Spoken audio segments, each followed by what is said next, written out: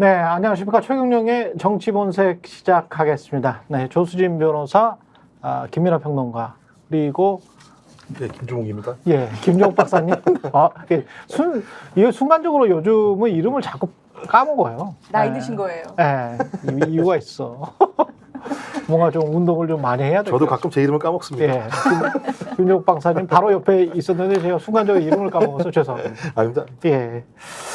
김건희 씨 그 공천 개입 의혹과 관련해서는 뭐 주말 중에 여러 가지 이야기들이 나왔는데, 근데 매체들이 보니까 한정돼 있대요. MBC하고 한겨레하고 그 다음에 명태균에 집중해서 쓰는 또 기사가 세계일보 정도에 있는 것 같고, 그리고는 김건희 여사의, 이게 사실은 핵심은 김건희 여사가 공천 개입을 했느냐 안 했느냐 그거잖아요. 근데 그렇죠. 그것과 관련해서 명태균이 이런 뭘 가지고 나름의 자기가 생각하는 뭐 증거 같은 걸 가지고 김영선과 뭐 어떤 이야기를 했다, 이준석과 어떤 이야기를 했다. 근데 지금 와서는 이제 명태균이랄지 김영선이랄지 이런 사람들은 입을 닫고 있거나 말을 줄이거나, 이준석도 마찬가지고, 뭐 그래서 좀 확실하게 뭐를 알 수는 없습니다만, 명태균에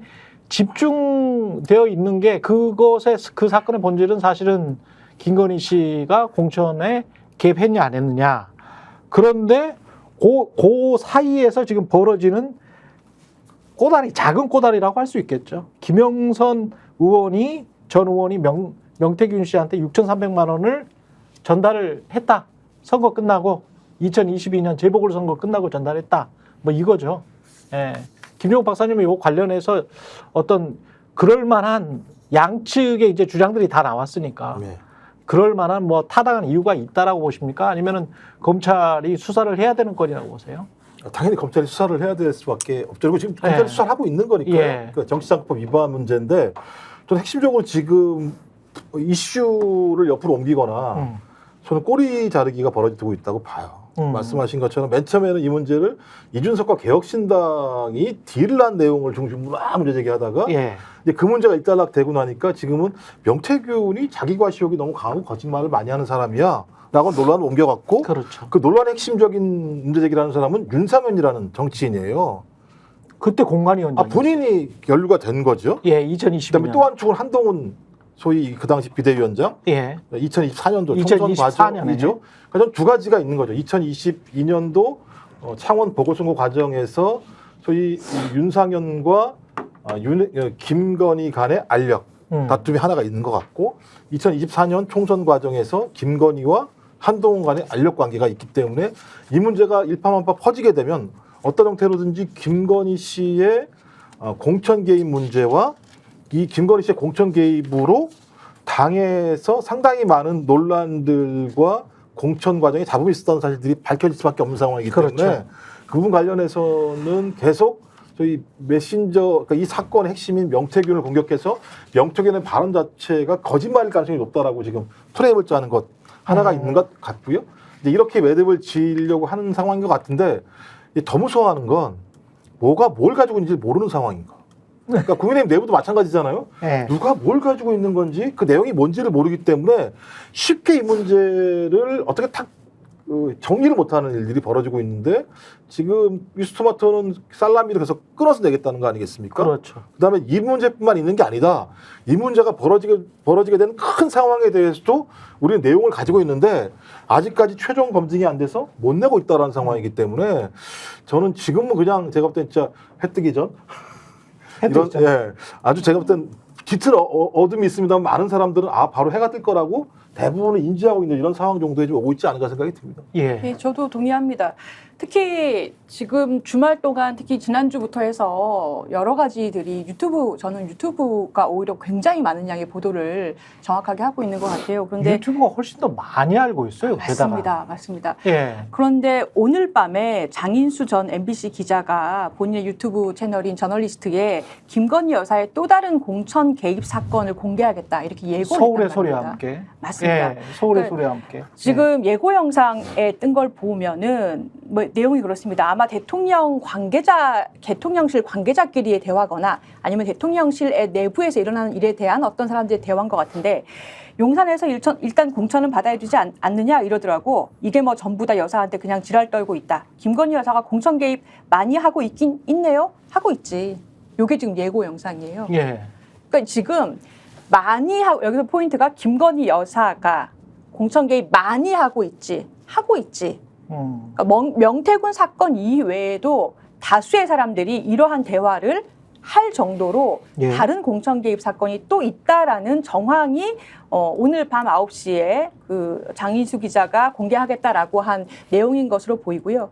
이 사건 지금 아까 6,300만 원 김태균, 김영선 간의 돈거래 부분도 있지만 이건 사실은 12월에 이미 선관위가 고발했던 내용이고 명태균도 사실은 이 왜 그러한 행동을 할 수 있었는가도 밝혀져야 되고 이준석 신당도 다 중요한 포인트지만 가장 중요한 것은 김건희 여사가 공천에 개입했느냐 그 포인트 하나. 그렇죠. 그리고 또 하나는 김건희 여사 관련해서 이 명태균 씨가 얘기하는 녹취 파일을 뉴스토마토에서 공개한 것 중에 하나 보면 내가 대통령한테 얘기했다.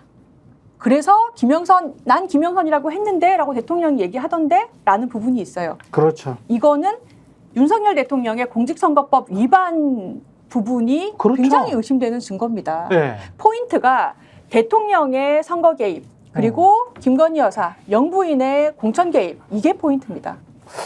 대통령은 김영선이라고 했는데 그 말 자체가 공천 개입인 거죠.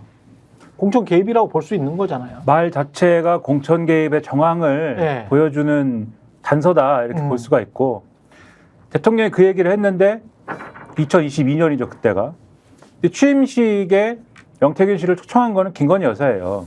그렇죠. 그러니까 김건희 여사와 윤석열 대통령은 다 명태균 씨하고 소통하는 사이 아니냐 이렇게 의심이 되는 거고. 그리고 아까 이제 뭐 언론이 뭐 지금 이제 포인트를 이제 다른 쪽으로 이제 옮겨가는 거 아니냐 이렇게 말씀들 하셨지만 예. 그러고 싶은 사람이 있다고 해도 그게 되는 게 아닙니다. 이런 전국에서는 그렇죠? 되는 게 아니에요. 왜냐하면 세계일보라는 이제 그 언론에서 명태균 씨에 관련된 이제 것들을 쭉 보도를 했잖아요. 그랬더라고요. 근데 네. 이거는 기자가 이제 한참 취재를 하다가 막혀 있던 거를 지금 막 뉴스토마토 등이 보도를 해가지고 쭉 화제가 되니까 에이 뭐 이거는 안 될 것 같다. 그래서 지금 취재한 내용을 그냥 다 쓴 거잖아요. 쭉 그냥 그렇죠. 쭉 그냥 털어버린 건데 예. 이렇게 털었는데 그 내용에 보면은 제가 이제 재밌다고 생각한 게 지역 정치권 인사가 이렇게 얘기하지 않습니까? 명태균 씨가 김건희 여사의 이름을 하도 들먹인 탓에 대통령 비서실 공직기관 비서관이 2차례 명 씨를 만나 경고를 주고 간 것으로 알고 있다. 이렇게 얘기를 하잖아요. 그때는 이시원이네. 그러면 정확하게 공직기관 비서관이 2차례 명 씨를 만나 경고를 주고 갔다라고 얘기를 하니까 그럼 아마도 이제 그 분일 가능성이 큰데 그렇죠.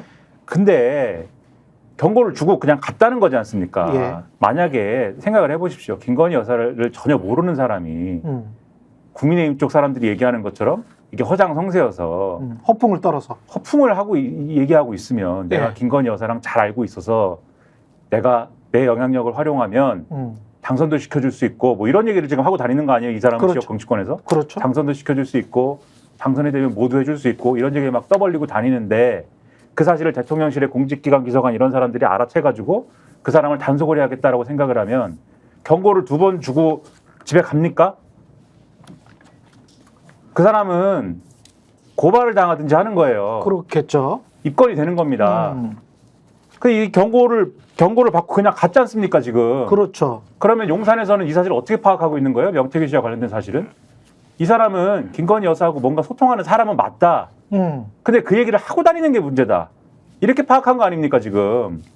그러니까 세계일보의 보도를 봐도 이런 정황들은 나올 수밖에 없는 거예요. 그럼 이렇게 더듬어 가다 보면 제가 6,300만 원 주고 뭐 이거 사실은 지난주에 조금 말씀드렸는데 그랬죠. 이 보도 저는 이 수사를 하는 것은 매우 당연한 것인데 제가 의심스러운 건 이 사실이 알려진 게 더 의심스러워요. 그러니까 왜 알려졌느냐. 저는 오히려 그게 배경이 있다는 생각이 들고 그게 오히려 이 사태에 뭔가 단서를 추정할 만한 어떤 뭐 연결고리 중에 하나가 되지 않을까 이렇게 생각하는 편이라는 거예요. 그래서 김건희 여사의 역할, 명태균 씨가 연결고리 이런 거를 상정하고 이 상황을 보지 않으면 해석이 다 완결적으로 되지 않기 때문에 오히려 지금 명태균 씨와 관련된 얘기가 쭉 나오는 것 자체가 김건희 여사의 어떤 역할이라든가 이런 것들을 오히려 방증을 하고 있다. 저는 그렇게 보는 겁니다. 그러면 김건희 씨와 명태균의 어떤 그 관계 그리고 그것을 덮어버리기 위한 수사일 수도 있다. 이렇게 우리가 추정할 수도 있나요? 근데 그래서 이제 수사를 하고 있는데 그걸 언론에 더 알려서 덮어버리기보다는 예, 그걸 지난 1월에 수사를 착수했지 않습니까? 그렇죠. 그것 때문에 명태균 씨와 김영선 전 의원이 공천을 못 받는 상황에 내몰린 것이고 그랬을 수도 있는 것이고 그것 때문에 명태균 씨가 이 상황은 나하고 이 정권과의 관계가 틀어지는 것이다 라고 생각했을 수 있고 그래서 사실은 개혁신당으로 뭔가 옮겨가려고 준비를 하면서 사실은 이게 세상에 알려지게 된 거잖아요. 그러네. 그리고 나서 지금 더 코너에 몰리는 상황이 되니까 지금은 관계 회복을 위해 노력했을 수 있고 그리고 지난 1월에 수사 착수했다고 했는데 여태 수사에 진전이 없는 거 아닙니까? 그렇죠. 그러니까 이런 정황을 입체적으로 이해할 필요가 있다는 거예요. 왜 이렇게 됐는지에 대해서. 저는 6,300만 원이고 이게 만약에 대가성이 있다라고 그러니까 이 빌린 돈이라고 했잖아요. 예. 빌려준 돈일 뿐이다. 개인 간의 채무일 뿐이다라고 했는데 그걸 입증을 못하면 6,300만 원 정도면은 구속될 수 있다고 봅니다. 구속될 수 있다. 예, 구속될 수 있는 정도의 금원이고 예. 그래서 다들 좀 이상하다. 이게 진작에 12월에 이렇게 고발된 사건이 지금 갑자기 명태균 씨를 마치 스피커가 굉장히 뭐가 부패했다라고 하려는 듯이 이 사람이 네. 폭로한 건 아니지만 이렇게 주목하는 게 좀 이제 이상하다라고 얘기들을 하죠. 근데 저는 요 정도 건이면 명태균 씨가 만약에 이걸로 저 혼자 이렇게 가정을 해봤어요. 구속됐다. 그러면 사실 명태균 씨가 자기 페이스북에 계속 한동안 이제 지난주에 막 글을 여러 개 올렸지 않습니까? 예. 특히나 뭐 태양 얘기도 하고 바람 얘기도 하고 본인은 그러니까 태양을 따뜻하게 쐬주면 그렇죠. 뭔가 공익을 위해서 뭔가를 더 얘기할 수도 있는데 당신들이 나한테 바람을 쐈기 때문에 입을 닫겠다라는 듯한 그런 메시지도 올리고 했단 말이에요. 근데 그러면 전 명태균 씨를 뭐 이번 사건으로 알게 됐지만 글쎄요.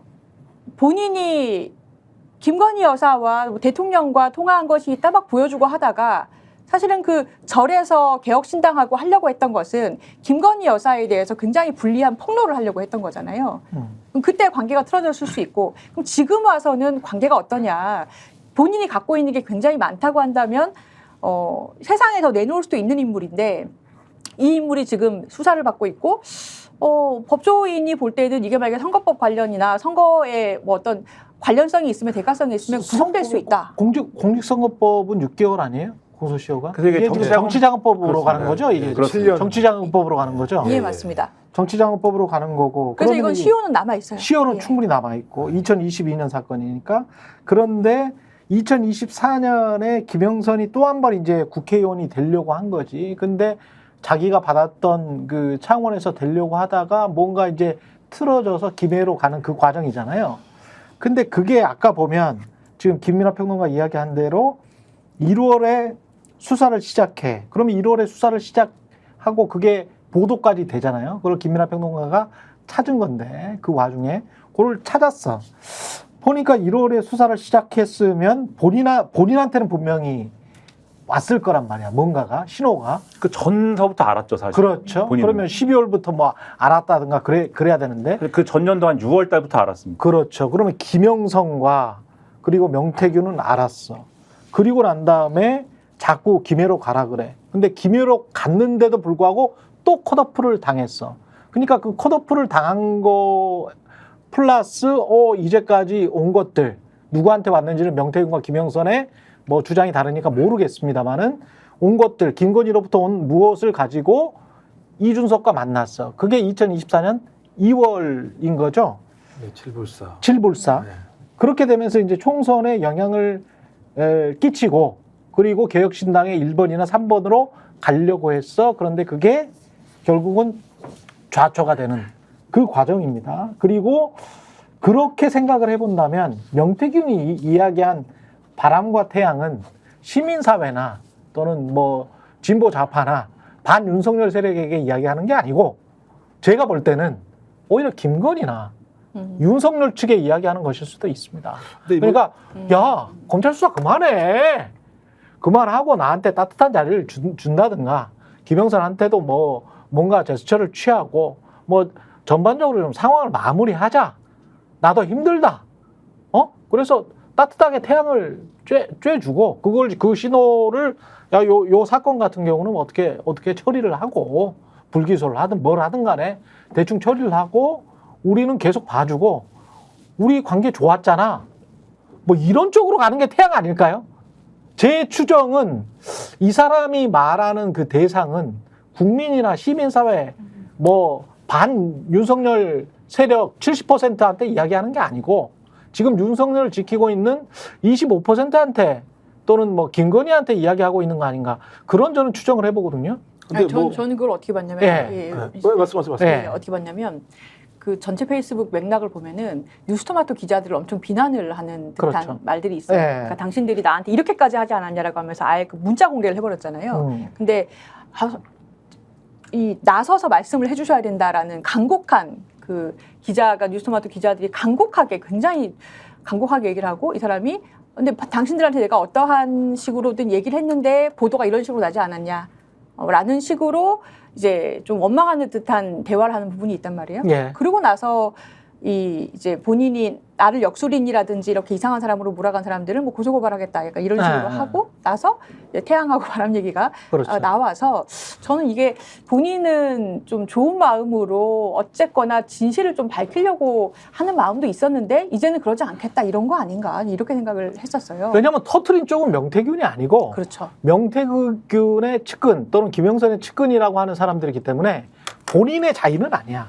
이게 지금 뉴스토마토에 나온 이 상황이 그죠? 예, 근데 예. 본인이 한 내용도 마찬가지잖아요. 예. 텔레그램 문자라고 얘기하는 게 예. 김건희와 김영선의 텔레그램 내용이 아니다. 그렇죠. 나랑 한 거야. 김건희는 나랑 나랑 한 거. 왜 그 김영선이라고 얘기하라고 한 얘기는 뭐냐면 예. 그 내용은 내가 알고 있어. 그렇지. 내가 가지고 있다는 얘기잖아요. 결론적으로. 그렇죠. 네. 그러니까 지금까지 나오는 내용들은 왜 나를 이렇게밖에 안 보는 거지? 왜 나를 격가지로 보는 거지? 라고 하는 측면에 대한 나를 내용이 한낱 역술인으로 보다니 거기에 관한 어떤 굉장한 네네. 불쾌함은 표시를 이제 했습니다. 그러면서 또 하나가 허위사실이라고 그러면서 네. 김해이동이나 지원 방안은 허위사실이다. 그러니까 제기한 사람들이 붙인 거다라고 얘기했잖아요. 그러니까 제가 또 정확하게 현 정부의 실세들 또는 말씀하신 김건희 씨에 대해서 제기하고 있는 하나의 정황 증거와 알리바이를 두 가지 같이 선물해 준 거라는 거 저희가 볼 수밖에 없는 측면들이 분명히 있고요. 예. 또 하나는 내용 자체가 참 그다음에 나온 게 김영선에게 전략 공천해 줄 힘이 없고 김건희 얘기를 하는 김건희가 거죠. 네, 힘이 없고 그러니까 니네들 가서 경쟁을 해라라고 얘기했다는 거예요. 얘기 뭐냐면 텔레그램 내용이 사실이라는 걸 입증해 주는 거예요. 그렇죠. 김해 갔다는 거잖아요. 예. 근데 김해를 갈 수 있었던 동력이 어디예요? 이 말에 의하면 김건희 씨가 말을 했다는 게 확인이 되는 거니까 저는 명태균 씨가 반박 논리로 얘기한 건 이 모든 공천 과정의 딜은 김건희와 내가 한 거야. 라고 하는 것을 확증해 주는 거잖아요. 전 그렇다면 이 얘기는 바람과 태양의 얘기는 다른 측에 얘기하는 게 아니라 소위 김건희 씨에게 하는 얘기라고 볼 수밖에 없는 거죠. 그러니까 종합적으로 보면은 부인할 수는 없는 거예요. 명태균 씨하고 김건희 여사의 관계를 그렇지. 본인이 부인할 수는 없는 거예요. 예. 여러 가지 정황상. 근데 이제 이것을 공천 개입인 것이냐 여러 가지 법적으로 김건희 여사하고 문제될 만한 사안에 대해서는 방어를 하려고 하는 건데 그러니까 명태균 씨 입장에서 보면은 이 검찰 수사 문제가 일종의 비유를 하자면 추정입니다만 목줄이 걸려 있는 거지 않습니까? 검찰 수사를 가지고 목줄로 활용할 수 있는 권력이 어딘 거예요. 그것은 우리 같은 사람들이 그냥 앉아서 추정하기로는 그것은 용산인 거 아닙니까? 결국은. 그러니까 용산이 목줄을 쥐고 있다는 것이다. 우리가 이렇게 이해를 한다면 나한테 목줄이 걸려 있는데 언론사 기자가 와가지고 나한테 명태균인 나한테 뭘 자꾸 내놓으라고 하는 거예요. 예. 당신이 갖고 있는 텔레그램 메시지를 공개하라든지 당신이 인정을 해달라든지 이런 얘기를 하는 겁니다. 할 수가 있습니까? 할 수가 없지요. 그런데 만약에 이 기자가 뭐 다른 방식을 통해서 다른 취재의 소스를 통해서 또는 다른 자신이 드러나지 않는 다른 방식을 통해서 혹시라도 이렇게 보도를 한다거나 할 때 옆에서 조력해주는 방식으로 드러나지 않는 방식으로 했다면 그것은 예를 들면 뭐 햇빛이 돼가지고 내가 외출을 벗을 수도 있는데 다른 방식이라면 실질적으로 명태균이라는 이름 석자가 수면 위로 올라오면 이렇게 되지 않습니까 상황이. 그렇죠. 이렇게 되잖아요. 네. 그럼 앞으로 이 목줄이 달려있는데 김건희 여사 편을 드는 수밖에 없는 거 아닙니까 이분 같은 경우에는. 저는 이제 그런 얘기를 하는 거 아니냐라고 이제 말씀을 드린 거고 결과적으로는 그 목줄을 활용할 수 있는 사람이 누구냐 이게 이제 핵심이 아니냐 저는 그 말씀을 드리는 거죠. 목줄을 활용할 수 있는 사람이 누구냐? 결국은 또 텔레그램이든 뭐 지금 뭐 여의도에 떠도는 이야기는 육성도 있다. 그런 이야기가 떠들고 있기 때문에 그거를 누가 가지고 있느냐 그런 것도 그 여부도 이제 진짜 가지고 있느냐 그게 뭐 가지고 있다면 언제 어떤 형식으로 밝혀질 것이냐 그런 것도 변호사님 나와 있으니까 조 변호사님한테 그걸 여쭤볼게요. 가령 저랑 지금 김종욱 박사님이랑 대화를 하고 있어요. 근데 대화를 하고 있는데 옆에 사람이 대화의 상대자는 아니야. 대화에 끼어들어 있는 사람은 아니죠. 서로 통화를 하고 있는데 그 통화 소리가 들려. 어떤 이유인지는 모르겠지만 스피커폰으로 했는지 뭘로 했는지는 모르겠지만 통화 소리가 들려. 근데 그걸 우연히 녹음을 하게 됐어. 그냥 제 상상입니다. 상상으로 들어주세요. 예? 저한테 뭐 이렇게 소송 들어보면 안 됩니다. 상상입니다. 예, 이렇게 들려. 들리면 그거를 이게 녹음을 했어요. 예. 그 제3자잖아요. 예. 예, 근데 그 제3자가 이거를 만약에 이 양 당사자의 동의를 받지 않고 공개를 하면 네. 이거는 통비법 위반이죠. 위반이죠. 예. 위반이죠. 그 옛날에 저 노회찬 의원님 엑스파일 예. 뭐 이게 대표적으로 삼성. 그렇죠. 예. 삼성. 예. 그게 같은 구조입니다. 그러니까 같은 구조죠. 대화에서 다른 사람의 그 이제 통화 내용 같은 거를 내가 마음대로 이렇게 도청하거나 그걸 도청이라고 하잖아요. 그렇죠. 마음대로 녹음하거나 하면은 형사적으로 처벌받는 게 통신비밀보호법입니다. 예. 근데 여기서 빠져나오는 방법은 내가 그 대화의 당사자가 되는 거라서 그렇지. 두 분이 대화를 할 때 예. 아니면 다른 전화를 할 때 제가 옆에서 그렇지. 끼어들어요. 그렇지. 어. 맞죠. 이렇게 하면 이 사람들도 뭐냐면 인지를 하고 있으니까. 예, 내가 이 대화를 듣고 있다는 걸 알고 있고 끼워줬기 때문에 아. 우리의 대화가 돼서 이게 유법성이 없는 건데 다른 사람의 하생활, 다른 사람의 통화 내역을 내가 녹음하거나 몰래 뭐 어떻게 하거나 하면 그건 다 죄가 되는 거죠. 그래서 설사 그게 스피커폰이라고 하더라도 아니, 스피커폰을 통해서 야 나는 이렇게 대화를 하고 있어. 너 좀 알아먹어. 그것도 똑같습니다. 똑같다. 그것도 타인의 대화인 건 맞죠. 근데 그 뉴스토마토 기자의 말에 의하면 그 상상이라고 말씀하셨잖아요. 예. 상상에 제가 정황 추정을 얘기하면 예. 계속 들렸다는 거잖아요. 사람 다 모여 있을 때, 예. 야 나 이런 사람이야, 예. 라고 얘기하면서 대통령 또는 대통령 부인과 예. 통화 내용들을 왜냐면 말만 하면 안 믿어주니까. 아. 그러니까 이걸 보였다는 거 다 들었다는 거잖아요. 그래서 이게 뭐 3명이 모인 게 아니라 다수가 모였을 때 그런 내용들을 스피커폰으로 들렸다라고 하는 것들을 뉴스토마토 기자는 전원에서 들었다. 취재가 돼서 들었다고 얘기하는 거니까. 그거는 뭐 취재해서 들었다. 들은 내용을 쓰는 거는 거기까지 뭐 확인을 했고 우리는 이걸 사실이라고 믿을 만한 충분한 이유가 있었다라고 하는 거는 이제 언론의 자유기 때문에 그걸 말씀드리는 건 아니에요. 그러니까 그 과정에서 같이 회의를 했다는 거잖아요. 아. 회의 과정에서 이 내용을 깐 거잖아요. 예. 깐 내용이 녹음이 된 거라면 말씀하신 것처럼 예. 동시에 같이 무슨 일을 하다가 예. 회의를 하다가 그 내용을 정황의 증거로 스피커로 내놓은 거기 때문에 문제가 안 될 수 있는 거죠. 만약에 그러면 어떻게 그 되는 거예요? 그것도 네. 통비법 위반되는 건 맞고요. 네. 타인 간의 대화라는 본질은 변하지 않기 때문에. 그렇죠. 근데 저는 네. 뉴스토마토에서 말씀하시는 그 녹음이 이제 있느냐라는 질문에 대해서 이게 사내 변호사 검토를 받았는데 통비법 위반 소지가 있어서 본인들이 전략적으로 지금은 밝히지 않는다. 뭐 있는지 없는지 자체를 밝히지 않는다라고 얘기하신 부분에 대해서 네. 이거는 전형적으로 저는 공익을 위해서 언론의 자유로 보도한 것이기 때문에 그렇죠. 보도 자체가 통비법 위반이더라도 위법성이 조각될 거라고 봐요. 그러니까 국회의원 행위랑 똑같은 거예요. 그러니까 기자분들 여러 가지 보도 지금까지 많이 하셨지만 그러니까 노회찬 엑스파일하고 비슷해 이게 이상호 엑스파일하고. 근데 아마 제 네. 생각에는 뉴스토마토에서는 그걸 좀 우려하실 수는 있을 것 같아요. 예를 네. 들면 어떤 식으로든 대통령실에서 또는 뭐 대통령이 본인들을 고소고발하면 뉴스토마토에 대해서 압수수색할 수 있는 근거도 되고 어쨌거나 수사를 하나라도 단서가 있어서 수사가 시작이 되면 지금까지 정치검찰이 하던 행태로 볼 때 어떤 것까지 나아갈지 알 수가 없기 때문에 굉장히 신중하게 공개하겠다라는 저는 그런 스탠스인 걸로 보였고요. 근데 어차피 명태균 씨가 명예훼손으로 고발했지 않습니까? 예. 고소했어요. 그래서 검찰 수사는 시작될 거고 저는 그게 명예훼손이 성립이 안 될 정도로 애매한 내용이라고 봤는데 하지만 뉴스토마토의 기자들과 그리고 그 본사에 대해서 아마 명예훼손으로 수사는 시작되겠죠. 그거 굉장히 지켜봐야 된다. 저는 그렇게 봅니다. 그렇군요. 예, 그리고 명태균 씨 같은 경우는 지금 저 시사 경남에 이게 지금 인터넷 언론사일 거고 시사 경남에 CEO도 했다가 보도국장도 했다가 뭐 명함에는 그렇게 나와 있는 걸로 돼 있고 아까 그 세계일보 보도에는 여러 그 연구소 미래한국연구소 예. 미래한국연구소의 소장 원래는 네, 이제 그걸로 알려져 회장? 있는데 네. 그 전에 이것저것을 막 했다는 거죠. 그러니까 여러 가지 예, 자기의 적을 예, 여러 가지를 이제 옮겨가면서 이제 했다는 것인데 말씀하신 과거에는 시사 경남이라는 언론사의 이 CEO로 주변에 소개하고 다녔는데 명함에 그럼 하는 일이 적혀 있을 거 아닙니까? 예. 인터넷 신문, 인터넷 방송 그리고 여론조사 이렇게 적혀 있었다라고 그러고 여기에 이제 보도국장이 A 씨고 편집국장이 B 씨가 있었는데 이 사람들이 다 김영선 전 의원하고 관계가 있다. 그래서 보좌관을 했든지 선거에서 회계 실무자를 했든지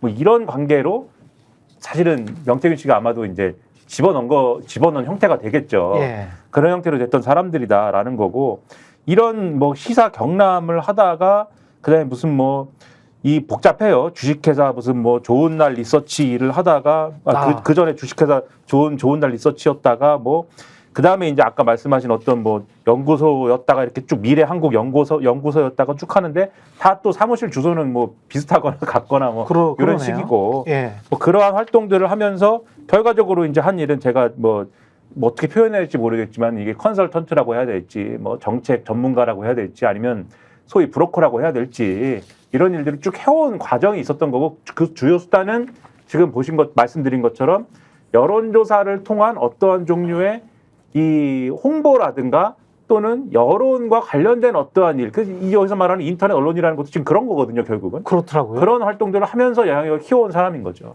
그러니까 좋은 날 리서치도 뭐 이름 자체가 리서치 회사, 여론조사 회사고 시사 경남에도 아까 나왔는데요. 바로 옆에 여론조사라고 적혀 그렇죠. 있어요. 명함에 적혀 있더라고요. 그리고 미래한국연구소도 여론조사를 한다고 지금 정확히는 그렇죠. 여론조사를 한다. 설계하고 기획하는 걸 아마 발주를 했을 겁니다, 여기서. 그래서 정관에는 여론조사업이 지금 등록이 돼 있는 거. 그리고 여론조사 실제로 돌리는 데다가 예. 이 발주를 해가지고 예. 의뢰를 해가지고 여론조사를 실시하는 실무적인 거는 다른 업체가 하도록 이런 구조로 여론조사를 많이 했을 거예요. 그 PNR이라는 이 지금 저 명태균 씨와 함께 같이 떠오르고 있는 이 여론조사 업체는 명태균 씨가 운영하는 곳입니까? 아니면 아닙니다. 뭐 지분을 가지고 있는 것입니까? 그런 게 아니에요? 별도 존재하는 건데, 그러니까 지금 여기 나오는 게 미래한국 연구소의 이름으로 김건희 씨가 명태균 씨를 취임식에 초청했더라. 이게 핵심인 거죠. 예. 그럼 이제 명태균 씨라는 사람은 김건희 씨한테 미래한국연구소 회장이라는 직함으로 거래가 됐었겠죠. 미래한국연구소 회장. 예. 예. 이제 이 미래한국연구소라는 데가 말씀하신 거 여론조사를 했는데 이 명태균 씨가 유명해진 이유가 여론조사 데이터를 이게 정확성인지 아니 가공인지 정확히 알 수 없습니다만 예를 들어 누구에게 아주 좋은 데이터들을 만들어주는 역할들을 계속했다. 예. 그러니까 이분 만약에 지금 앵커님한테 네. 아주 좋은 내용들의 여론조사들 갖다 계속 만들어주는 거예요. 그게 그리고 지역 언론사에 막 나와. 네. 그리고 또는 심지어는 중앙 언론사에도 막 나와. 그리고 핵심이 예. 소위 지난 대선 과정에서 가장 윤석열 후보에게 유리한 여론조사가 나왔던 데가 PNR이에요.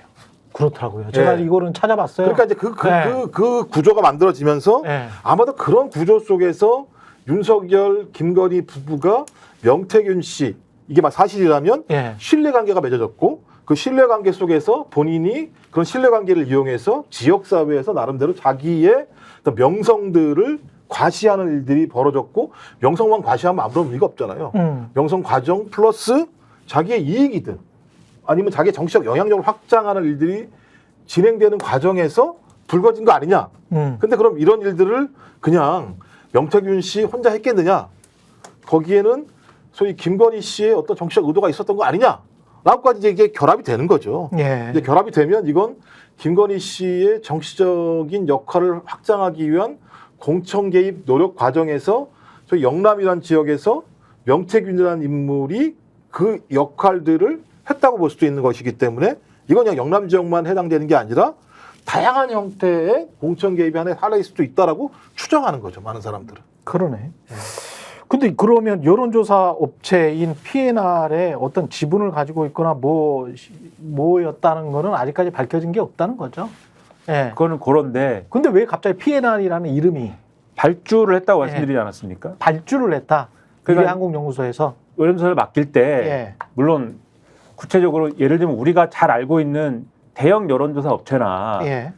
일상적으로 우리가 잘 접하는 유명한 여론조사 업체들이 있지 않습니까? 그렇죠. 그런데야 이제 여론조사 설계라든가 기획을 독자적으로 하는 경우가 대부분이겠습니다만 예.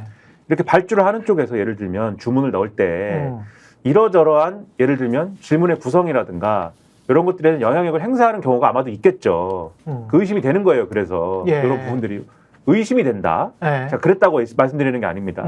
그래서 그런 의심이 든다. 왜냐하면 왜 이 사람들이 이런 이력을 갖고 있는 사람이 특정 여론조사 기관에다가 이렇게 발주를 했을 때, 즉 이렇게 의뢰를 했을 때 왜 특정 후보에 유리한 방식으로 여론조사 결과가 나오느냐, 그리고 그런 것들이 정치적으로 뜨거운 어떤 소재가 되느냐, 연결 지점이 되느냐, 그리고 이 사람은 왜 그러한 이력을 바탕으로 주변 그 이력을 바탕으로 또 주변의 평가를 받고 명태균 씨라는 사람은 그걸 영향력을 넓혀갈 수 있었느냐. 그러니까 이런 게 가능했던 구조 아니냐 이렇게 의심하는 거거든요 지금. 그리고 그러한 정황이 몇 가지가 있습니다. 방금 말씀드린 이제 윤석열 대통령이 대선 기간에 이제 그러한 일이 있었다는 것도 있고 예. 여러 가지 이제 의심스러운 정황들이 있기 때문에 그래서 이제 그런 구조 의심하는 거죠. 그러네요.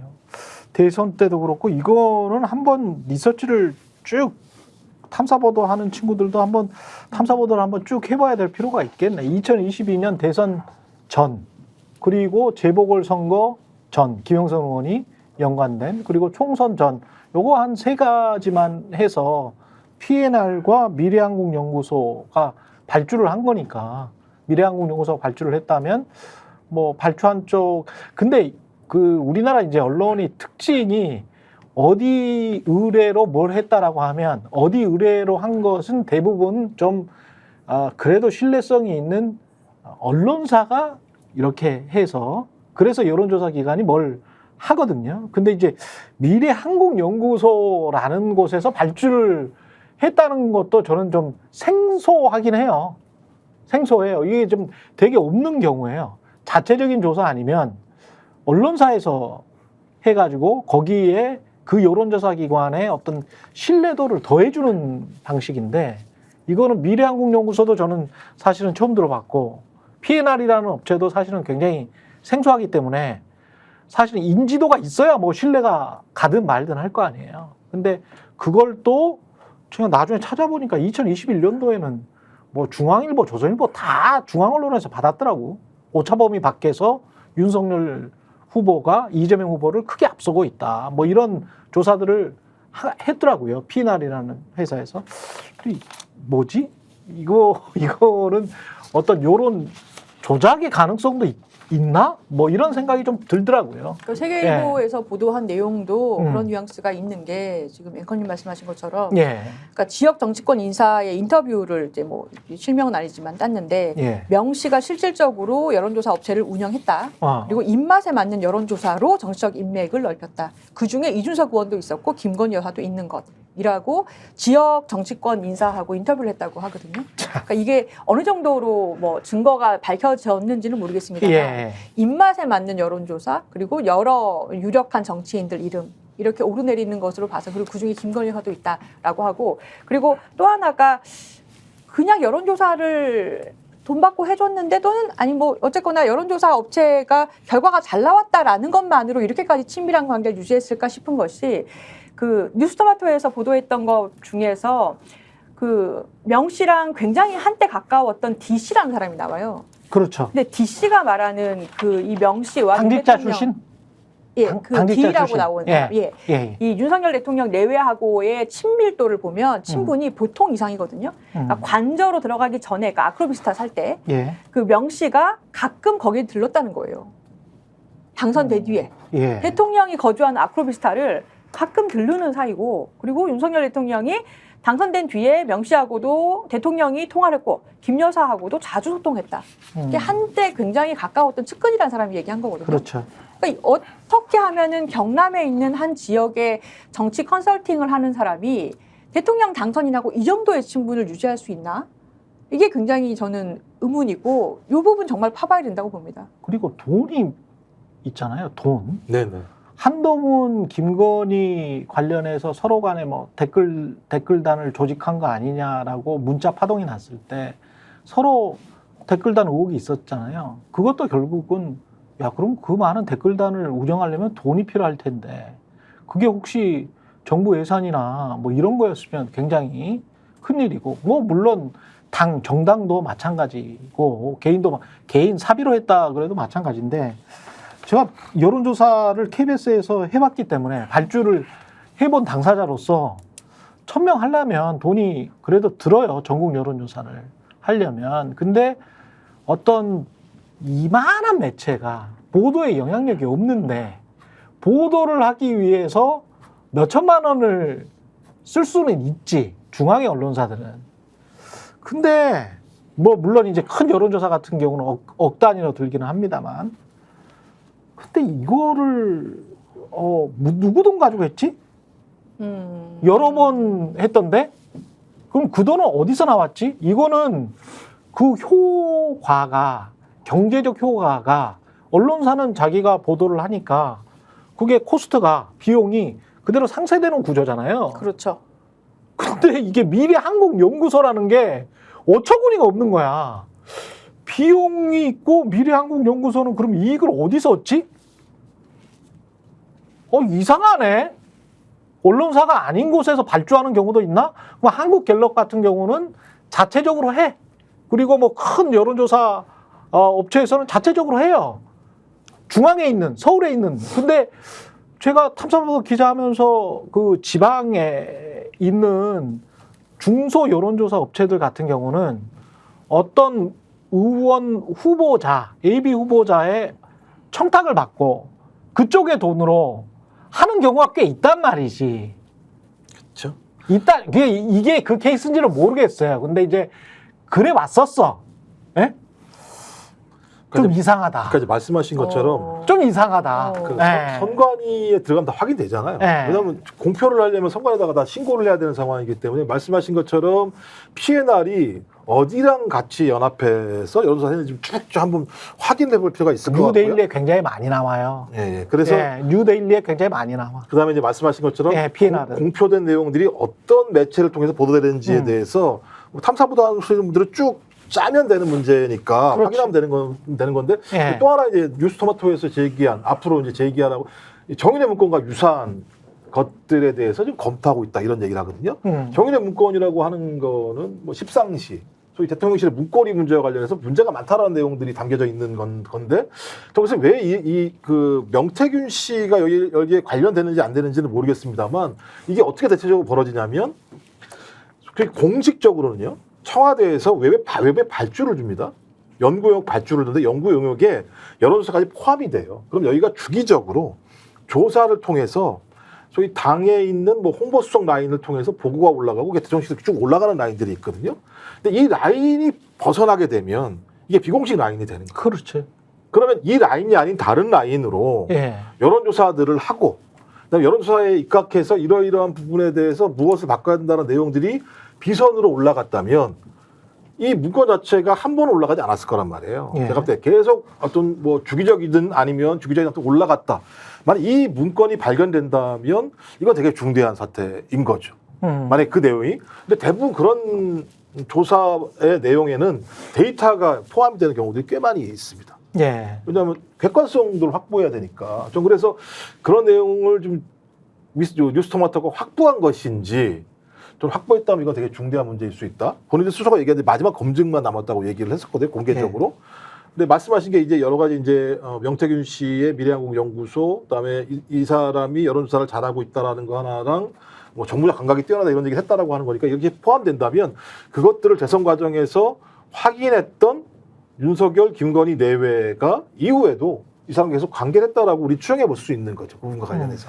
그러니까 여론조사 업체도 업체인데, 그러니까 이분이 이제 어쨌든 컨설턴트인지 브로커인지 잘 모르겠습니다만은 이런 분들의 특징, 그러니까 정치권하고 유착이 되어 있는 거 아닙니까? 어쨌든 등지간에. 그런 것 같아요. 그러니까 선거를 네. 물론 여기 이제 김종국 박사님 같은 경우 선거를 뭐 이제 시도도 해보셨습니다만 그러니까 네. 잘 아시겠지만은 선거판에서 누가 네. 정치권하고 유착이 되어 있는데 선거 기획도 할 수 있고 지난주에도 좀 말씀드렸어요. 여론조사도 자기가 어쨌든 자기 동력을 통해서 할 수 있고 또 그 여론조사도 요 세계일보 기사에 나오는 얘기처럼 입맛에 맞춰서 할 수 있는 그런 정도를 자기 완결적으로 다 할 수 있다. 예. 이 사람은 선거판에서 제가 좀 비아냥되자면 굉장히 소중한 사람이에요. 특히 지방 같은 경우에 이런 그러네. 후보들 같은 경우에는 예. 그렇지 않습니까? 그렇기 때문에 이 사람이 각광을 받는 거거든요. 지방에서 선거 치르려면 이 사람 만나봐야 돼. 그러니까 그런 얘기 하는 거거든요. 그 이 사람의 경우에 아까 무슨 돈으로 하셨느냐라고 무슨 돈으로 했겠느냐라고 말씀하셨지만은 뭐 어떤 사람에게는 선심 써줄 수도 있는 거고 그 사람이 될 것 같으면 예. 어떤 경우에는 뭐 받을 수도 있는 거고 비용을 자기 돈 안 쓰고 예. 그러니까 지금 6,300만 원을 받았느니 그러니까. 사실은 이런 얘기가 나오는 거고 네. 이 받을 보도된 것- 만해서 받았다 뭐 이렇게 생각할 수도 있겠네. 근데 네. 이게 명목상으로는 지금 그러니까 얘기가 이상해요. 지금 자기들이 해명이라고 내놓은 얘기도 이상하지 않습니까? 예. 김영선 전 의원이 선거를 치렀는데 예. 내가 알고 보니 선거를 내 돈으로 치른 게 아니고 그리고 정당하게 후원비를 모아갖고 치른 게 아니고 회계 책임자하고 우리 선거운동원 돈으로 치렀더라.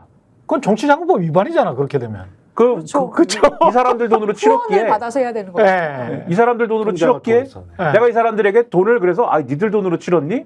난 몰랐다. 그 사람들에게 돈을 줬을 뿐이다. 그런데 알고 보니 이 사람들은 또 명태균 씨한테 건너 돈을 꾼 사람들이더라. 왜냐면 아까 뭐라고 말씀드렸습니까? 이 사람들 명태균 씨가 다 파견한 사람들이거든요, 실질적으로. 그러니까 정치자금법 위반을 줄줄이 자백을 하고 있는 거예요. 그러니까 그 돈이 그래서 명태균 씨한테 간 거다. 이런 식으로 설명을 하고 있는데 납득이 안 되지 않습니까? 누가 자기 선거를 그렇게 치릅니까? 근데 그러네. 아무튼 그래서 이게 의심스럽지만 또 보도를 잘 보면은 명태균 씨가 다른 지방선거 후보자 등에게 1억 얼마를 받았다라는 얘기 또 있어요, 지금. 그러니까 이분은 만약에 이 검찰 수사가 정말 이 원리 원칙대로 FM대로 가지 않습니까? 예. FM대로 간다.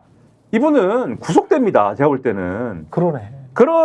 그래야 되는 분인데 이분이 지금 그런데 지금까지 그냥 수사를 받고 있다는 보도 기사 한 줄 나오고 거기 압박을 받아가지고 내가 이 목줄로부터 탈출해야겠다. 김영선 전 의원을 의원으로 반드시 만들어야겠다. 개혁신당으로 한번 가보려고 하는 그 목줄을 끊어보려고 하는 한 번의 노력 외에는 지금 이렇게 있는 상황에서 보도가 나오니까 지금 이렇게 행보를 하고 있는 게 다 이게 연결되어 있는 사안이다. 이분의 지금 사례가 우리 지역 정치에서 지금 여론조사나 언론이나 이런 것들이 어떻게 돌아가는지를 다 보여주는 거다 이렇게 말씀드리고 아까 여론조사에 뭐 이 관계되어 있는 사람 중에 이준석 의원 얘기 나왔잖아요. 그렇죠.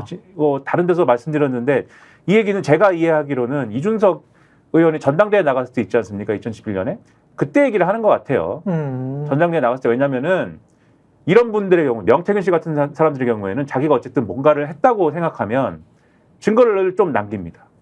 같이 사진을 찍습니다. 예. 그 지난번에 뉴스토마토 보도에 뭐가 나왔죠? 김종인 전 비대위원장하고 그렇죠. 사진 찍은 게 갑자기 예. 나오지 않습니까? 예. 그 쓸데없이 사진을 왜 같이 찍습니까? 이게 사실 그렇게 뭐 제가 만약에 지금까지 여기서 논의한 내용들이 사실이라면 추정을 한 거지만 그렇죠. 우리끼리 추정을 한 거지만 사실이라면 떳떳한 얘기도 아닌데 예. 뭐하러 같이 사진을 찍습니까? 제가 볼 때는 그 사진이 다 일종의 보험 같은 역할이 될 수도 있는 거거든요. 그리고 정치적 후광을 과시할 수도 있고. 뭐 그럴 수도 있고. 예. 근데 제가 알기로는 명태균 씨하고 이준석 당시 대표가 사진을 같이 찍은 게 있어요. 제가 알기로는 본인이 명태균 씨가 SNS에 올리고 막 이랬을 거예요 아마. 그랬군요. 그게 뭘 보여주냐? 약간 그런 식으로 또 그러면 여기서 가면은 이준석 대표도 사실은 명태균 씨 얘기하면은 그렇게 많이 할 말은 없는 거죠. 다 같이 지금 이런 식으로 얽혀 있어? 이분의 이 네트워크상에 다 같이 연결되는 부분들이 있기 때문에 사실 지금 판이 이런 거거든요. 이거를 다 같이 봐야 이 사건이 총체적으로 이해가 된다라는 겁니다. 잠시 광고 보고 뒷이야기 이어가겠습니다. 아니 왜 아직도 3년간 같은 통신사 인터넷 계속 쓰고 계세요? 인터넷 가입 시 48만 원 무신 경동 시 추가 혜택이 주어집니다. 인터넷 비교원 통해 인터넷 가입하고 지인에게 홍보해주세요. 지금 홍보해 인터넷 비교원 검색 후 3초만에 경동 홍보 비교해보세요. 인터넷 비교원. 네, 인터넷 가입 혜택 비교하느라 시간 낭비하고 계시는 분들에게 3년마다 가입만 해도 현금 사은품을 주는 인터넷 비교원 소개합니다. 인터넷과 휴대폰 그리고 가전제품 렌탈을 비교원을 통해서 가입할 때 최대 48만 원, 알뜰폰 또는 휴대폰을 통신사만 변경해도 최대 30만 원, 정수기 렌탈할 때는 최대 30만 원, 총 최대 108만 원의 현금 혜택 받으실 수 있습니다. 현금 사은품 혜택을 원치 않을 경우에는 삼성 55인치 TV로 선택 가능하고요. 인터넷 신규 가입 후 소개한 친구가 가입할 경우 신세계 상품권 4만 원을 무제한으로 드리는 이벤트 진행 중입니다. 그리고 가입할 때 스픽스 유튜브 보고 왔다라고 말씀하시면 고함량 비타민 B가 들어있는 웰세이브의 비타민 B 제품을 드리는 이벤트도 따로 진행하고 있습니다. 지금 바로 1670-2571 그리고 네이버 인터넷 비교원 검색한 후 문의해 주시기 바랍니다. 근데 이제 국민의힘 쪽에서는 이철규 국민의힘 의원이 이제 공관위원이었기 때문에 지난 총선 때 뭐 그런 일은 없었다. 뭐 그리고 SBS 단독 취재 때 공관위원 누군가에게 김영선 의원이 야 내가 이런 거가 있어. 김건희 여사가 사실상 공천을 좌지우지해. 나 이거 폭로해 버릴 수도 있으니까 나한테 좋은 지역구 줘. 뭐 이런 식의 어떤 압박을 했다. 이게 언론의 이 표현이 말이죠. 만약에 이게 민주당에서 이런 의혹이 번지잖아요. 그러면 네. 압박이라는 단어 안 써요. 협박했다 이렇게 나올 겁니다. 또 복수잖아요. 네. 함령이 아니라 공관위원 그렇죠. 복수가 그렇게 얘기했다고 공관위원 복수가 지금 사실인 거죠. SBS 단독 취재 이렇게 이야기가 나오는데 이게 압박인지 협박인지는 그 단어를 규정하는 사람의 판단이거든요. 근데 압박인가? 거의 협박으로 들리는데 이거는 저는 그렇게 봐요. 그러니까 지금부터 기자분들이라면 네. 일단 딱 이게 좀 엮어야 되잖아요. 맨 처음 나온 얘기가 뭡니까? 지금 뉴스토마토 얘기에 의하면 명태균 씨가 김영선, 오선 의원이 옆에 앉아 있는데 쌍욕을 한다는 거잖아요.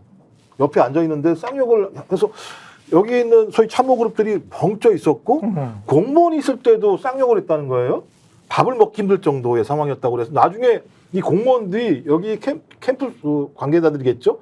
전화를 해가지고 야 그거 너무 심한 거 아니야? 어떻게 그렇게 할 수가 있어라고 얘기했어요. 그러면 오선 의원 정도가 쩔쩔맬 정도라면 예, 뭔가가 있지 않고서는 쩔쩔매지 않을 거라고 판단할 수밖에 없는 거죠. 그렇죠. 그리고 명태균이라는 사람이 녹취한 내용에 의하면 컷오프 됐어. 여사한테 전화가 왔어. 라고 얘기를 했잖아요. 근데 그러면 그게 그대로 다 돼. 됐죠. 예. 그게 확인이 된 상황이니까 저는 김영선 의원이 그 당시에 공관위원한테 가가지고 그렇게 얘기할 수 있는 거죠. 아니, 본인이 무슨 근거로 그렇게 얘기하냐고요. 그렇다면 이 모든 어떤 힘의 원천은 명태균이라는 사람이 아니면 해석이 안 돼요. 그 명태균 말에 따르면 텔레그램도 자기가 가지고 있는 거야. 그러니까요. 맞아요. 그럼 이 힘의 원천은 김건희 씨라고 확인할 수밖에 없어요. 추정상. 저희는 정황상. 그러니까 공관위원들이 이렇게 난리가 났었고 그 다음에 더 문제가 이제 한동훈 그 당시 비대위원장인 거죠. 단칼에 놓였다는 거잖아요. 그럼 이 얘기는 그 당시에 김건희 한동훈 간의 공천 갈등이 매우 강했구나라고 밖에 볼 수 없는 거거든요. 그러니까 어떻게 단칼에 놓으랍니까? 사실관계를 확인을 해야지. 이게 어떻게 된 거야? 그렇지. 이거 진짜 뭐 문제가 있는 거 아니야? 아니 지금 대통령 부인이 여기에 개입했다는 게 사실이야? 이거 이놈 나쁜 놈이네? 라고 얘기를 해서 오히려 이걸 보호해주는 조치를 취했어야 되는데 단칼에 이 기사 내용에 의하면 그렇다면 이건 제가 볼 때는 내용을 미리 알았을 뿐만 아니라 양측 간에 대단히 큰 갈등이 있었다라고 추정해 볼 수밖에 없는 내용들. 매우 복잡해지는 거죠 이게 그러면. 여러 번 있었을 가능성. 그렇죠. 한 건만 아니었을. 처음이 아니라서. 그래 처음이 단칼에 아니니까 잘랐을 가능성. 말 안 돼. 그러면서 다들 또- 알고 있는 거죠. 네. 어떤 상황인지에 대해서 익숙한 네. 것이고. 예. 그러니까 여기도 보면은 이거를 뭐 부정하는 공관위원이 이철규 의원은 그런 적 없다고 했고 또 다른 공관위원이 절대 그렇지 않다. 김영선 전 의원은 이미 당무감사에 따라 컷오프 대상자였다. 이렇게 얘기를 하는데 컷오프 대상자가 될 판이니까 가서 그렇게 얘기한 거 아닙니까? 김영선 전 의원이. 뭐야 나 컷오프 시켜. 나 공천 안 주면 다 폭로할 거야. 가서 그렇게 얘기한 거 아닙니까? 그러니 컷오프 대상자니까. 대상자가 될 판이니까. 그리고 컷오프가 될 대상자가 된 이유는 바로 지금 말씀하신 대로 공천을 어떻게 할 거냐의 구도에서 그게 한동훈 대 김건희든지 아니면 당대 용산이든지 그 갈등 구도가 있었기 때문에 이런 문제가 발생한 거 아닙니까? 그리고 그 구도의 본질을 사실은 총선 때는 당대 용산인 줄 알았더니 지금 열어보니까 한동훈 대 김건희였던 것 같다. 지금 이 얘기를 하는 거잖아요. 그렇죠. 그러면 그 구도에 맞춰가지고 이제 알려줘야 되는 것이죠. 근데 이 정황을 추정해봐도 지금 이철규 의원이 하는 말을 봐도 그리고 이 총선 전에 나왔던 여러 가지 얘기를 봐도 구도는 한동훈 대 김건희였던 것 같다. 이 얘기에 힘을 실어주는 그러한 정황이 아닌가 싶은 겁니다. 예. 맞아요. SBS 그 보도를 봐도 그 A 씨라고 되어 있는 그 공관위원이 한 얘기가 김영선 전 의원이 이렇게 얘기했다는 거 아닙니까? 김 여사에게 전화 한 통만 해달라. 그러면 답이 나올 것. 이렇게 얘기하면서 나를 공천을 해야 된다, 해달라라고 얘기했다는 거예요. 본인도 예. 김건희 여사를 이름을 팔고 다녔다는 거예요. 예. 공관위원들한테. 그 만약에 정말 공관위원들이 네. 이게 정말 생전 들어본 적이 없는 얘기고 그렇죠. 정말 이게 무슨 말도 안 되는 소리를 하세요? 그렇죠. 뭐 이렇게 했지. 갑자기 자다가 봉창 두드리는 소리라고 생각했으면 네. 그래요? 지금 전화합니다. 여사님 김영선 전 의원이라고 아세요? 전화를 했어야죠. 근데 제가 볼 그렇죠. 때는 전화 안 했다. 네. 왜냐? 전화를 하면 예. 깨지니까. 전화를 하면 네. 왜 그게 잘못됐어? 될 수가 있어서 네 전화를 안 한 것 같다. 네. 그러니까 이 구조가 참 재밌는 거죠. 그러니까 진짜 가면쇼다. 이게 가면 무도회가 많네. 그러니까 김건희 씨가 전화해서 네. 컷오프라고 얘기를 듣고 야 안 되겠다 컷오프니까 캠프에 전화해서 야 빨리 보도자료 만들어라. 보도자료 만들어서 우리 기업 김에 옮긴다고 김에 해. 간다라고 험지 간다고 해. 왜 그랬더니 아니 김건희 여사가 이거 봐야 되니까 줘야 돼. 기사를 만들어서 보여줘야 된다는 거잖아요. 그렇죠. 그러면 김건희 여사가 이걸 인지한다는 거잖아요. 아, 네. 너 김에 가는구나라고 인지한다는 거잖아요. 내 말 들었네. 예, 그랬더니 네. 김영선이 서울에 올라가서 공관위원한테 예. 야, 너 뭐 얘기 안 들었어? 다 얘기된 내용이잖아. 네. 확인해 보라니까라고 얘기했다는 거잖아요. 그럼 맨 처음에 뿌리가 어디예요? 김건희 김건희지. 씨잖아요. 누가 뭐라고 얘기해도. 김건희지. 만약에 이 주장이 맞다면. 그 역할을 누가 예를 들면 했어요? 명태균 한 거잖아요. 이걸 뭐 어떻게 다르게 설명을 해, 우리가? 그러니까 오늘 밤 9시에 네. 장인수 기자가 이 공개한다라고 했던, 그러니까 김건희 여사가 공천 개입 많이 하고 있긴 있네요. 하고 있지라고 한 그 영상을 봐야 될 것 같아요. 아마 다른 사례들, 제2, 제3의 명태균 사례, 네. 김영선 사례가 있지 않을까. 제가 오늘 거기 싶습니다. 뭐 앵커로 가기 때문에 그러세요? 내용은 다 알고 있죠. 내용은 다 알고 있는데 미리 조금 여기 예. 스픽스에서 조금 공개 안 됩니까? 이렇게는 말씀드릴 수 있어요. 명태균 씨는 아니야. 그러겠죠. 이 사건은 아니야. 다 그런 거 아니겠어요? 그리고 명태균 씨는 대통령실 관계자 아니잖아. 장르는 그렇죠. 근데 같은 장르죠. 예? 장르는 같은 장르지. 뉴스토마토도 지금 똑같은 이야기를 했잖아요. 장르가 이 장르도 있고 공천 개입이라는 장르도 있고 다른 장르도 또 있어요. 나온다. 네. 또 나온다 이야기를 했잖아요. 그러면 대통령 녹취록이 5시간이 있는데 5시간이에요? 아니 그거는 나왔잖아 지금 외고가. 5시간. 5시간이 있는데 그러면 그거가 한 장르만 있을까? 그럼 오늘 하는 얘기는 다른 장르입니까 그러면? 아니 오늘 하는 장르는 여러분들이 다 관심이 집중되시는 공천 개입 장르겠죠. 그러니까 스릴러인 거죠 지금. 아, 이게 네. 일부러 끝나지 않는다 이 말씀이고. 코로나 SF가 아니고 5시간 스릴러인 거죠. 아니 뉴스토마토도 계속 갈 거 아니에요. 그러니까요. 서울의 소리나 장인수 기자도 아마 계속 가지 않을까요? 아니, 그러니까 정황을 보면. 일단 오늘은 스릴러다. 오늘 틀어주는 거는. 그러니까 정황을 보면 네. 작년 11월, 12월부터 예. 소위 5, 60명의 검사 출신들이 공천에 꽂힐 거다라고 얘기를 했었고 네. 핵심적으로 어디냐 영남일 거라고 얘기를 했었으면 얼마나 많은 분란이 작업들이 있었겠어요. 없나 벌어지겠죠. 한 사례가 창원 얼마나 의창, 많은. 그러니까 창원 의창도 마찬가지입니다만 2024년도 같은 경우는 현직 검사가 거의 간다라고 이미 얘기가 나와서 난리가 나서 이원석 검찰총장이 너 장난치냐 현직 검사가 뭔 짓이야라고 얘기를 해서 날라가 버리고 난 다음에 거기에 또 다른 사람이 날라갔고 윤핵관이 2022년도에 밀었던 사람이 현직 의원이 된 일이 벌어졌잖아요. 이게 하나의 사례잖아요. 예. 그러면 영남 지역에 이 사례만 있었겠어요? 다른 사례도 분명히 있었겠죠. 저는 뭐 그런 것 중에 하나가 나오겠죠. 나온다면. 예. 사람 말하는 화자 그리고 연루된 사람 화자의 신빙성이나 이런 것도 굉장히 중요할 것 같죠. 예. 결국 최종 종착지는 누가 까야 되나? 그거는 김건희 씨가 스스로 까야 되나? 김건희 씨가 만약에 그 연루가 돼 있다면 그렇죠? 아니, 검찰 조사가 돼야지 본인이 입으로 그렇지. 얘기할 텐데 특검. 얘기할 턱이 없겠죠. 참 상황이 이게 지금 사실은 웃으면서 할 이야기는 아닌 거는 같아요. 이 나라 꼴이 어쩌다가 이렇게 된 겁니까 사실은? 이게 네. 김건희 씨 이름이 나오지 않는 주가 없고 네. 그리고 점입가경이라는 말이 이럴 때 쓰는 것인가 싶고 그러니까 상상 이상의 일들이 설마 당선 때부터 계속 벌어진 것 같습니다. 그러니까 당선 때랄지 제가 그때는 당선되고 뭐 거의 한 1년 가까이 지상파에 있었기 때문에 지상파에 있는 사람들의 특성은 첫 번째 정말 확인되지 않으면 이거를 말하기가 힘들다. 그다음에 두 번째는 그렇기 때문에 모르고 지나치는 일들이 굉장히 많다. 근데 2년 반 동안에 유튜브에서 이렇게 쭉 보니까 상황을 보니까 모르고 지나쳤던 것들 중에 뭐 유튜브가 무슨 뭐 여론을 조작한다, 무슨 뭐 과장이 많다 이렇게 이야기를 하고 있는데 저는 지상파가 축소가 많은 것 같아요. 그리고 확인이 거의 돼가고 있는데 왜냐하면 언론이 말입니다. 검찰이 아니잖아요. 그렇죠. 그러면 어느 정도의 어떤 폭로가 나오고 그러면 그 의혹을 당사자들에게 물어보고 당사자들은 부인한다고 해도 보도할 수밖에 없는 거지. 압수수색을 해서 윤석열이나 김건희 씨가 확답을 받아서 윤석열, 김건희 씨가 설사 야 나는 아니야, 나는 맞아라고 나는 맞아야 그 말이 맞아라는 말을 받아야 그 언론 보도를 할 수 있는 겁니까? 그런 사례가 어디 있습니까? 끝까지 다 거짓말하죠. 닉슨 대통령도 끝까지 다 거짓말했잖아요. 그렇죠. 그리고 말없이 사입했잖아요.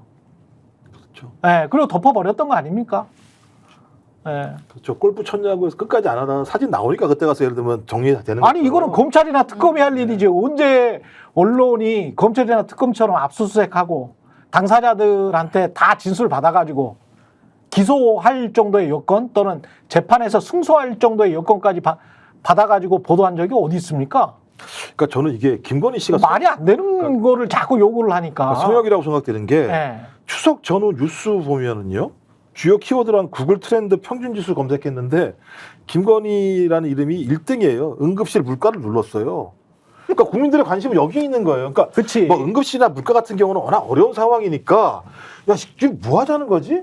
왜 예를 들면 우리가 상상하지 못하는 일들이 권부에서 그것도 용산에서 벌어지지 이런 생각들이 더 중요한 이슈로 검색이 되고 있는 상황인데 말씀하신 것처럼 지상파 보도를 보면 네. 뭐 MBC 정도를 제외하고는 그렇죠. 거의 나오질 않은 상황이기 때문에 나오질 않아. 그냥 국민들이 잘 몰라요. 네. 그러니까 국민들이 뭘 찾냐 이제부터는 그냥 이렇게 뉴미디어 와서 찾아보는 거예요. 네. 사실이 뭐야? 이것도 검색해 보는 거죠. 근데 뭐가 맞는지를. 뉴미디어에서 나와서 하는 의혹 제기가 지상파나 구매체라고 하는 신문사에서 했던 의혹 제기 그 정도예요. 그냥. 그렇죠. 그 정도야. 그 정도를 하고 있는 거지. 뭘 다른 거를 해. 무슨 음모론을 펼칩니까? 근데 우리가 이제까지 음모론이라고 생각해왔던 것. 저도 사실은 그래와. 아이 설마 무슨 여사가 얼마나 국정에 개입했겠어. 근데 마포대교 가서 그 다리 난간 높이라는 거 아니에요. 뭘 그렇게 구체적으로 지시합니까? 본인이 뭘 한다고. 제가 그건 역사적인 사진 중에 하나라고 봐요. 그러니까 아니 그리고 다리 높이면 자살률이 떨어지나? 아유 성벽을 정말. 쌓죠 다리에다 그러면. 아니 본인이 모든 전문가야. 그게 말이 돼. 근데 그거를 또 그냥 고개를 그것도 그렇게 비판적으로 보도도 안 하대. 그거는 이해가 안 돼. 뻔한 증거가 나오는데. 오죽 답답하면 정치인들 중에서 오래 정치한 사람들이 야 그거는 구체적인 지시야. 이렇게 말을 해야 보도를 해. 언론인들은 귀가 없고 뭐 눈이 없나? 그러니까 판단이 안 돼요, 그게. 저게 지금 저 여사가 가서 할 말인가? 이게 판단이 안 돼? 그러니까 다리 정치인이 말해줘야 그걸 판단해가지고 아 이거는 구체적인 지시랍니다. 이러고 있어. 다리 난간 올리라는 게 지시 아니에요? 그러니까 말이야. 뭐 권유예요?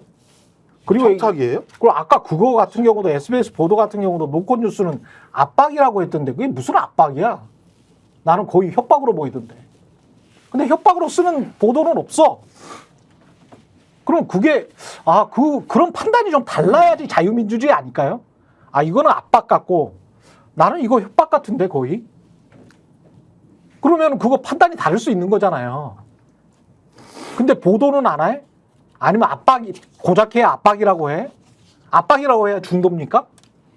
아니 뭐 그 이준석 나라꼴이 이상해. 선의의 조언이라고 얘기를 해도 언론에서 아무 얘기 안 하는데요. 뭐 무슨 선의의 조언이 어디 있어, 그것도 소리지.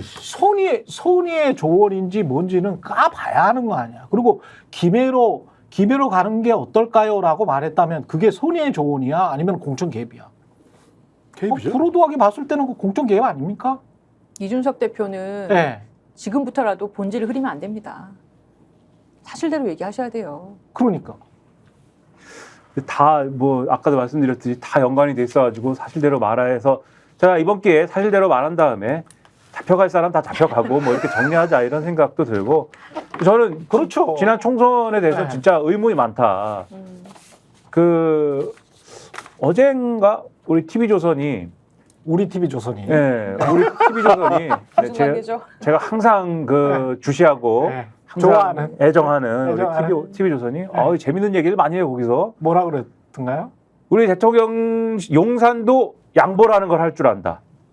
이용전 의원과 장해찬 전 최고위원을 용산에 안 부르기로 했다. 양보했다. 이렇게 보도 딱 했어요. 그러니까 용산도 양보할 줄 안다. 네. 한동훈을 압박만 하는 건 아니다. 예. 그러면 이런 저는 그래서 용산에서도 언론 플레이를 하나 보다. 그렇게 생각을 했죠. 저 역시 저는 용산을 너무 과대평가를 했던 것 같습니다. 예. 아니 더 놀라운 오늘 건 아니 장해찬 전 최고위원이 썼는데 이 보도를 보고 윤석열 대통령이 격노를 하셨답니다. 아, 그래요? 이 보도가 왜 이렇게 나온 것이냐. 나는 그 이용과 장해찬을 부르는 생각을 접은 적이 없다.